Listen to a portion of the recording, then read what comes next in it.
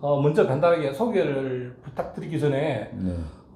같은 동명의 이인의 또 어떤 이제 분이 네. 계셔가지고 유튜브에 네. 김문수를 검색하면 그분이 좀 많이 나오더라고요. 네네. 그분이 워낙 유명해가지고 네. 김문수 현재 장관 네네. 일제 때 우리 조상들은 일본 국민이었다 이런 망발을 하셨죠. 네. 사실은 역사라는 게 다양한 시각이 있는 것은 사실입니다. 보는 방향에 따라서 당연히 달리 보이죠. 근데 굳이 한국 사람이 일본의 입장에서 그런 얘기를 할 필요가 없죠. 그거는 일본 사람들, 그것도 일본 제국주의자들이나 할 소리지, 굳이 대한민국 사람, 그것도 대한민국 장관인 사람이 그런 얘기를 한다는 것이 말이나 됩니까? 우리가 총독부 현 치하에 있는 것도 아니고요. 그래서 이름이 유명해지긴 했는데 한편으로는 악명이 되어가지고 이게 좋은 일인지 안 좋은 일인지 모를 정도로, 사실 암행어사 김문수라고 하고 다닙니다. 원래는 박문수죠. 그래서 정의롭고 약한 사람을 도와야겠다 그런 의미에서 그런 닉네임을 가지고 있는데, 제가 이제 서울시의원 할 때 그분이 그 소방관을 괴롭힌 적이 있어가지고 그때도 한번 시끄러웠어요. 저는 민주당 서울시의원을 하고 있었거든요. 그리고 저는 그때 당시 교육위원장도 했고 친일인명사전을 그 박근혜 정부 때 서울시 중고등학교에 보급한 적이 있었습니다. 지금은 이제 국회 교육위원회에 활동을 하고 있고 지역구는 순천 갑 지역구 국회의원으로 활동하고 있습니다. 너무나 그 중요한 자리구나 이런 생각이 들고, 또 잘하면 또 많은 일도 할 수 있고, 특히 이제 국민들을 위한 일, 서민과 약자를 위한 일, 또 역사 정의를 바로 세우는 일, 여러 가지 할 일들이 많은 것 같습니다. 또 어떤 잘못된 강한 권력에 그래도 일반 국민보다는 좀 더 힘을 갖고 큰 목소리를 낼 수 있는 그런 자리여서 되게 중요한 자리에 제가 지금 앉아 있구나 이런 생각을 할 때가 많습니다. 그러니까 각자 국민들은 자기 먹고 살기 다 바쁘지 않습니까? 그러니까 누군가는 이게 사회 전체를 위한 일, 특히 이제 약자를 보호하는 일, 또 잘못된 불공정하고 부정의한 일을 정의롭게 해내는 일, 좀 반듯한 나라, 또 국민들 누구라도 부당하다고 생각하지 않고 불평등하다고 생각하지 않고 행복하게 잘 살 수 있도록 사실은 이제 우리 사회 국가를 만들어주는, 좀 뭐 추상적이긴 하지만 사실 그런 거, 약자의 편에 서자 뭐 이런 생각을 많이 갖고 있습니다.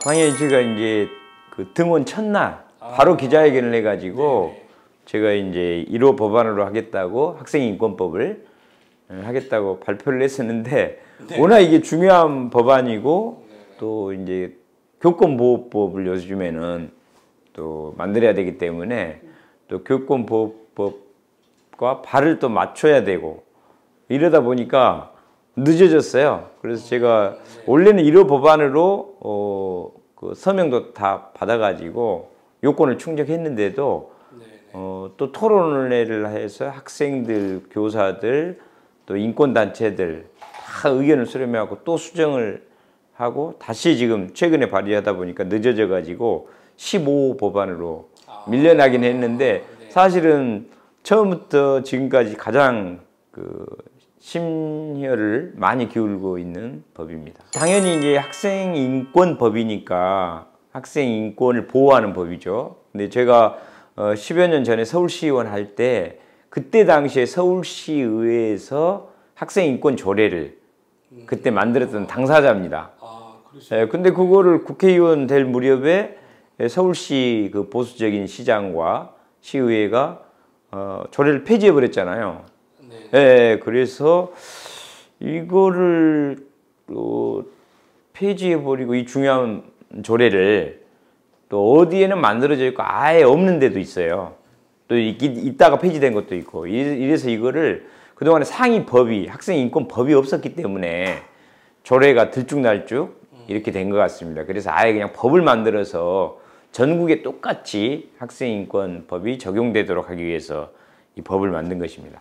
당연히 그 이제 학생 인권 조례가 있는 곳과 없는 곳, 뭐 저희들이 조사도 해봤거든요. 그러니까 예를 들어서 학교 폭력도 학생 인권 조례가 있는 곳은 조금 그 학교 폭력 건수가 적고 적게 발생되고, 학생 인권 조례가 없는 곳은 그 학교 폭력이 많이 발생된다, 이런 객관적인 조사도 했고, 그렇기 때문에 실제로 이 학생 인권 조례나 학생 인권 법이 만들어지면 학생 인권을 보호하는 데 큰 도움이 되리라고 봅니다. 이렇게 그 학교 폭력 숫자도 줄어들고, 또 학생 인권을 존중하자고 서로 가르치고 서로 하다 보면 다른 사람의 인권, 교권, 선생님의 인권도 존중해 줘야 되고, 또 더 다른 약자들도 인권을 존중해야 된다는 걸 학생들이 미리 배우지 않겠습니까? 그러면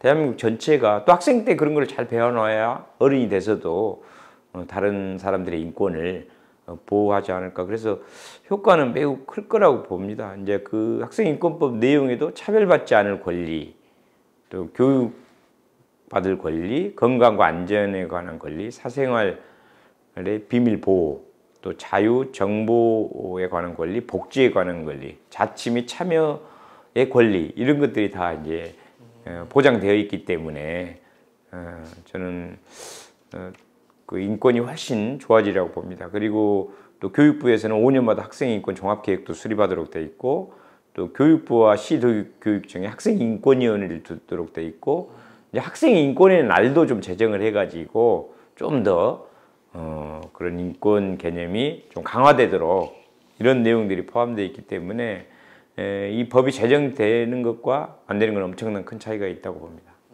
또 그 대학교가 이제 몇 가지가 있지 않습니까? 이렇게 일반 4년제 대학이 있고, 또 전문대학이라고 하는 그런 대학도 있고, 또 원격대학, 사이버대학, 그 한국방송통신대학 많이 들어봤을 겁니다. 의외로 국민들이 굉장히 많이 의지하는 데가 바로 이 원격대학교들이에요. 그러지 않습니까? 그 다음에 이제 서민들도 많이 다니고, 또 소외계층, 또 직장인들도 좀 평생교육 차원에서 회사를 다니다가 자기가 필요한 공부를 별도로 하기도 하고, 또 재취업이라든가 직장을 전환할 때도 새로운 교육 또 필요한 거를 하고, 또 비용도 좀 가격도 낮기 때문에 의외로 오히려요, 제가 그런 생각이 들더라고요. 그러니까 우리 4년제라든가 이제 이런 대학들은 그 학과를 본인이 정말 제대로 판단하지 못한 상태에서 간 경우가 많아요. 그러니까 미스매칭 된다 그럽니까? 그래서 나중에 취업할 때하고 이 학과하고 다른 경우가 너무 많습니다. 저도 많이 봤습니다. 그렇지 않습니까? 네, 맞습니다. 근데 오히려 방송통신대나 사이버대는 자기가 정말 필요했을 때 필요한 거를 배우는 경우가 많기 때문에 오히려 기존 대학보다 훨씬 정말 그 필요한 것을 배우는 그 확률, 그 다음에 이제 또 행복감을 느끼는 확률. 왜냐하면 내가 정말 원해서 공부를 할 때 되게 행복하지 않습니까? 네. 그래서 저는 이 원격대학교가 엄청 중요한데도 그동안에는 이제 한국대학교 협의회, 또 전문대학 협의회는 법적으로 법이 만들어져서 보장을 받고 있었는데, 이 원격대학 협의회가 법으로 지금 보장되지 않아 가지고 지금 보장을 못 받고 있습니다. 이렇게 중요한 것인데도. 그래서 이번에 한국 원격대학교육협의회 법을 발의하게 되었습니다. 이 협의회가 법적으로 보장되어 있지 않다 보니까 기존 다른 대학에 비해서 당장 이제 예산부터가 지원이 너무 적은 것 같아요. 그러니까 대학 교육 그 예산 같은 경우는 8천억 정도, 전문대학은 5천억 정도, 근데 이제 사이버대학 15억 이렇습니다. 당장 이제 이런 예산 지원도 차이가 나고, 최근에는 이제 지역혁신 중심 대학 지원 체계 라이즈라고 하거든요. 또 글로컬 대학 이런 걸 선정해서 엄청 그 예산 지원을 많이 해주고 있는데, 여기에서도 지금 우리 사이버대라든가 이제 원격 대학이 제외되고 있기 때문에 거기에서도 큰 문제가 있는 것 같습니다. 원격 교육협의회법이 통과되면 아무래도 이제 그 교육 소외계층에 대한 이런 사이버 교육 또는 재직자라든가 재교육 취업자 분들이 좋은 교육을 받는데 많이 도움이 될 거라고 봅니다. 이런 그 연구 개발을 더 많이 할 수 있기 때문이죠. 그리고 이제 디지털 개발 시대에 맞는 교육 과정이나 교수 방법도 더 지원받을 수가 있고요. 또 이런 온라인 교육이 확산되면 우리 국내뿐만이 아니고 외국에 있는 교포들까지도 좀 또 도움을 받을 수 있지 않을까. 그래서 오히려 오프라인 교육보다도 훨씬 경쟁력 있는 교육이 될 수 있다. 그래서 원격 대학 교육협의회법을 반드시 통과시켜서 또 이런 국가로부터 지원을 더 많이 받으면 국민들에게도 큰 이익이 될 것이라고 생각을 합니다.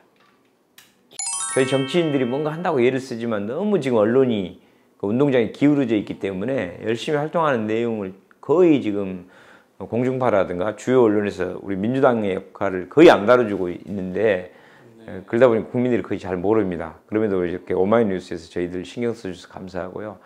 늘 정말 그 정의롭게 또 사심 없이 또 약자의 편에서 세상을 좀이라도 반듯하게 만드는데 좀 고되고 힘들더라도 열심히 좀 해보려고 합니다. 알겠습니다. 네.